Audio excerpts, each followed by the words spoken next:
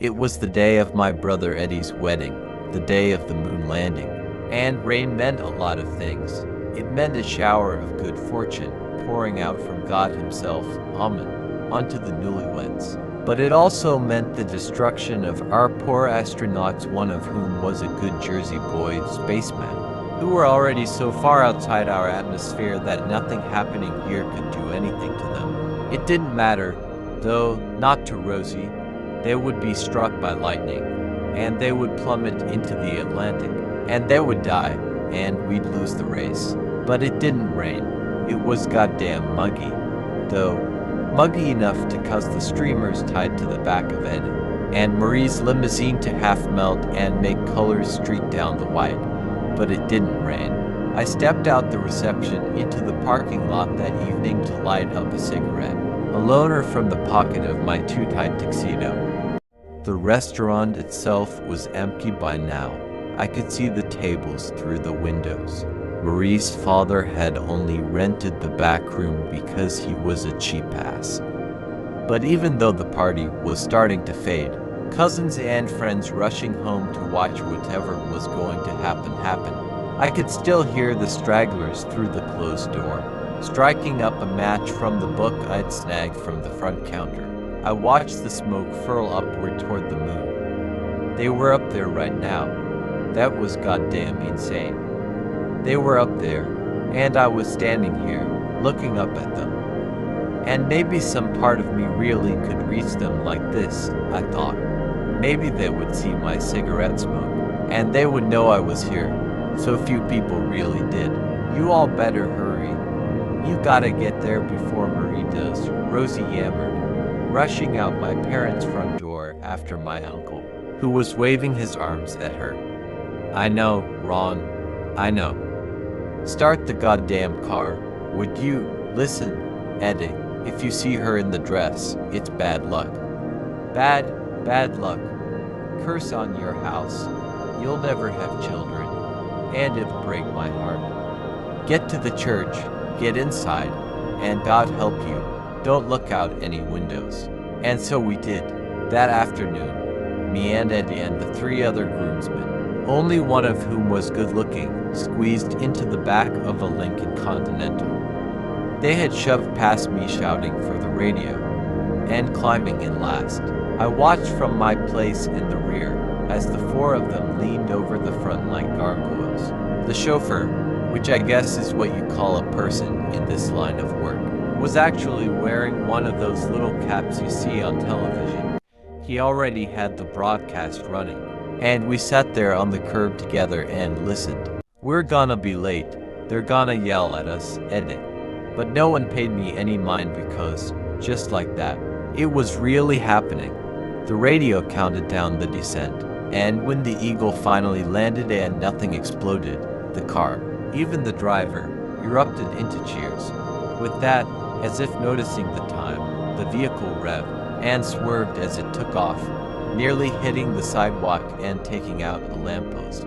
I gripped the door handle. The streets in which I had grown up, the school, the druggist, passed by in a technicolor blur of familiar sights and sounds. Everything was exactly the same as it had always been, but just like that, it was different too. The world was different, so this would be a moment, I realized. From here on out, there would be everything before it and everything after it. We had to take a detour to loop around because a road was closed, and Marie and her bridesmaids had arrived in the time it took. I watched St. John's rising in the distance. A woman in a pink dress, someone's sister, was trying to flag us down as we rolled up, and I learned it later that she had to lock Marie behind a door in the basement where nobody could get a good look at her, on account of curses and all. I took a long inhale of my cigarette, allowing my eyes to flutter closed, when I heard the metal door to the hall slam open, followed by the crunching stride of shoes on the pavement. It was not my brother sneaking off to start his honeymoon early, or one of his drunk buddies, or even my father trying to get away from Aunt Rosie. No, it was a waiter, a tall guy in a greenish vest, his brow glistening with sweat from the kitchen. He was freckled, I remember thinking. They crept up his neck, onto his cheeks, and along his forearms, revealed by his rolled-up sleeves like burning wildflowers, ruddy clouds dotting his skin like poppies. He nearly crashed into me in what may have been anger or frustration, a temperament as red as he was. "Oh, I'm so sorry, sir. I wasn't watching," he muttered hurriedly, running a hand through his orange hair and offering something of an apologetic, gap-toothed smile. "You're fine, pal. No harm done. You good?" Yeah. Cigarette break. You got a light?" I nodded, handing over the book of matches as he pulled a carton of Luckies from his back pocket. He lit one up and gave me a nod, blowing his first puff over his shoulder as if to be polite, as if I were not an expert in the same goddamn bad habit he was. "Thanks a million. You're allowed to smoke inside, you know." "Guests are, not me. I gotta come out here," he explained. "Oh, my mom don't know I do it," I replied with something of a weak laugh, shrugging my shoulders. I spoke up again only to fill the abrupt silence. "And she also don't know that I know that she does too. Out the bathroom window, you know, to be sneaky." He laughed the way a movie star laughs, full-bodied and hearty, golden, before blowing out another cloud of smoke. It mingled with mine, and together, it whirled upward toward Aldrin and Armstrong. "It, looks like a nice wedding," he said. "You with the bride or groom?" "The groom's my brother," I replied, deciding I really should be less of a brute then. I stuck out a hand to shake. "Dominic Moretti. People call me Dom. People call me Barty." He watched me smoke for a moment before flashing a grin, cigarette nestling securely into the space between his teeth. "I bet you they're missing you in there, Dom. Saw you really cutting a rug earlier." No one even knows I'm gone, but I knew what he had meant. The band had struck up an old favorite, and I, swaying to the music, found my arms wrapped around the pink chiffon and back of bridesmaid Nan Jabovsky, 26, pretty, and bored. For the moment, she did not sway with me, regarding me the way a person regards socks on Christmas. "They're fine, of course, but not what you wanted." Still, I had been paired with her during the wedding, and I guess we were supposed to dance together. Everyone else was. She draped her wrists over my shoulders, not really touching me, but making it look like she was. She kept peering around the room. "They landed on the moon safe, you know. We'd heard on the radio," I said, trying to strike up some kind of conversation. "Uh-huh," Nan replied, glancing over her own shoulder, nose wrinkling. "You haven't seen Joey, have you?" I told him I'd save a dance for him back at the church, but Murray paired him with Rita on account of them both being giants. "God, I hate being this petite," she huffed, turning back to meet my eye level, which, of course, meant that I was also petite. "No, I ain't seen him." "Oh well," she hummed, turning back around and continuing to skin the room. "Maybe I can make this work. If he sees us having a real swell time, I can." "Say, how old did you say you were? You're Eddie's younger brother, right?" "I'm 19, today, actually. It's my birthday." "Oh, teenager." Sighing, I tossed my cigarette to the ground and crushed it beneath the toe of my dress shoe. "I don't really know that girl, you know. She's just friends with my brother's wife." "I danced with her to be nice," I replied, leaning back casually and crossing my arms, like in a western, but looking more crabby than cool. Barty gave another one of those boisterous laughs at that. I studied the way his whole body seemed to shake with the life of it, and I found I was almost jealous of him, of how he laughed. I could not remember ever laughing like that. "Besides, you should be nice to me," I added quickly, if only to distract myself from Barty's form. "I'm a customer. I'm always right, ain't I? And it's my birthday." His eyes widened. Wait, what? Your brother picked your birthday to get married. Ain't that a goddamn bite? Now it'll be his anniversary, and not your birthday. That's sorta low. If you don't mind me saying so, but I guess I already said it. I mean, it was the only day the church had. I'm not sour about it. I get it. Weddings are a big deal and all that. Well, happy birthday, Dominic Moretti. He met my eye, holding my gaze for only a moment before blowing another cloud of smoke over his shoulder. Yeah, thanks. Turns out, you're the only one to tell me that today. No fooling. I'm sorry. Birthdays are rotten things. I turned 19 in January myself. I think I've hated being 19. 18 was better. But I've always really loved being born in January. Feels like standing in a doorway almost. 1 year's done, so the next one starts right up with me. I can count them on myself. I offered a nod at that before pointing up at the sky to the moon. More than half of it was covered in shadow, so that we could see only the curve of its milk-white edge jutting out among the stars.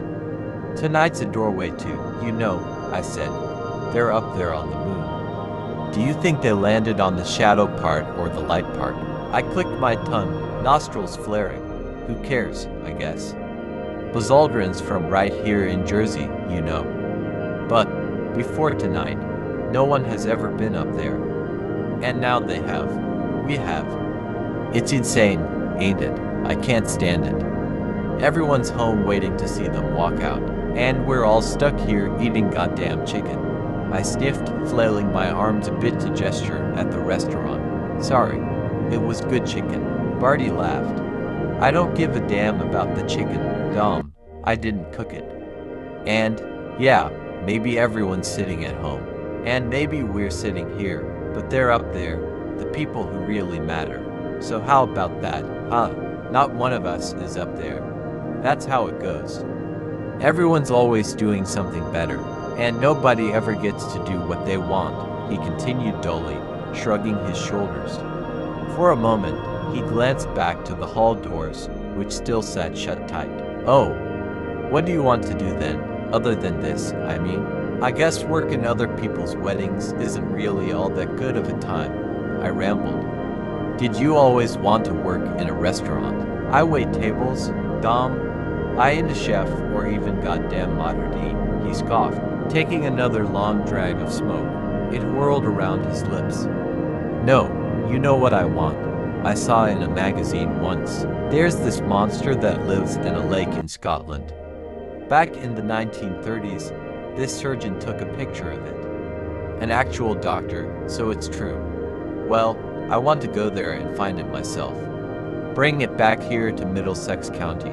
I mean, maybe I ain't on the moon, not, but I can still explore everything here, can't I? He seemed to surge with this insistence, shoulders rolling, face growing bright and boyish, enough to make a person believe. He glowed, really, with this kind of light I was noticing for the first time ever. One that could put the crowded moon to blushing shame and make me blush too. Well, why don't you then? Well, why don't you go in there and tell everyone it's your birthday? And they'd better not forget it. I did not have an answer to this, so slumping a bit, I simply shrugged my shoulders. Barty's features softened, as if he had realized he had struck some hidden part of me. The scar of maybe where God had torn my rib out. I was the one to speak up again.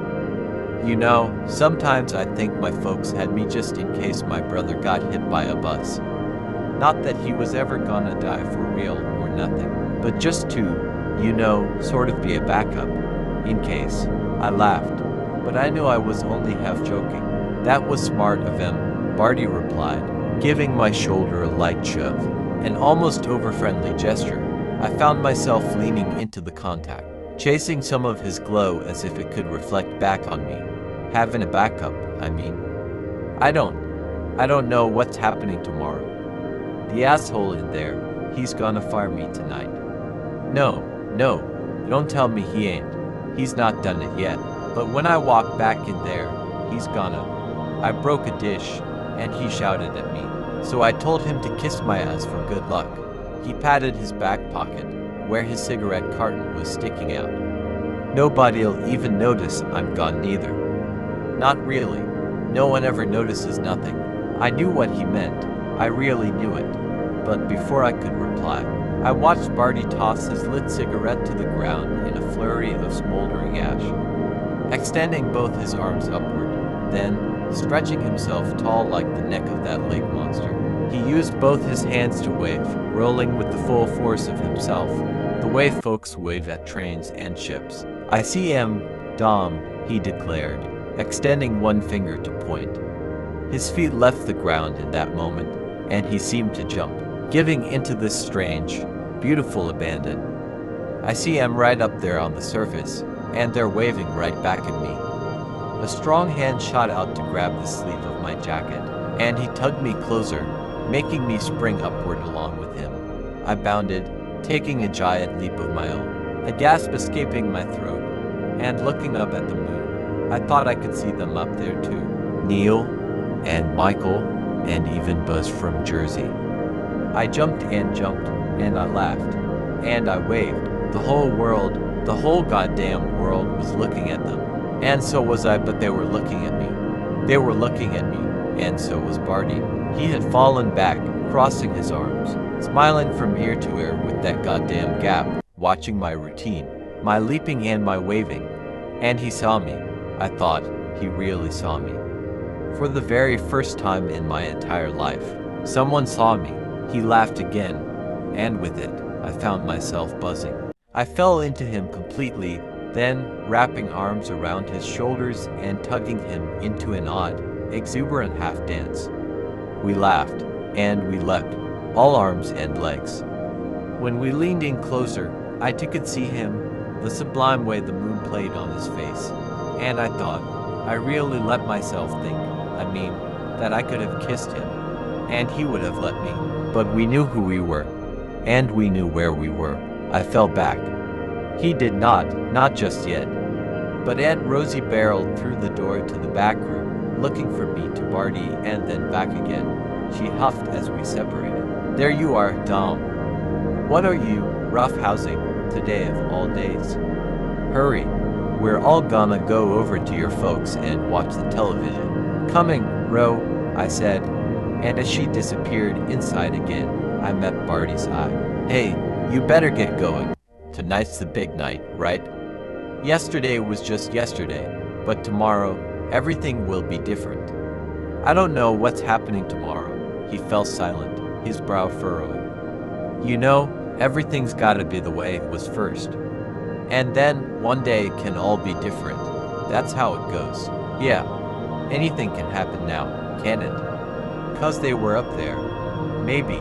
As I turned to leave, I looked back, managing an uncertain smile. "I hope you catch that monster, Barty. There's men on the moon, so there are. Happy birthday, spaceman." And this would be a moment, I realized, from here on out. There would be everything before it and everything after it. I just launched. I wondered when my eagle would land.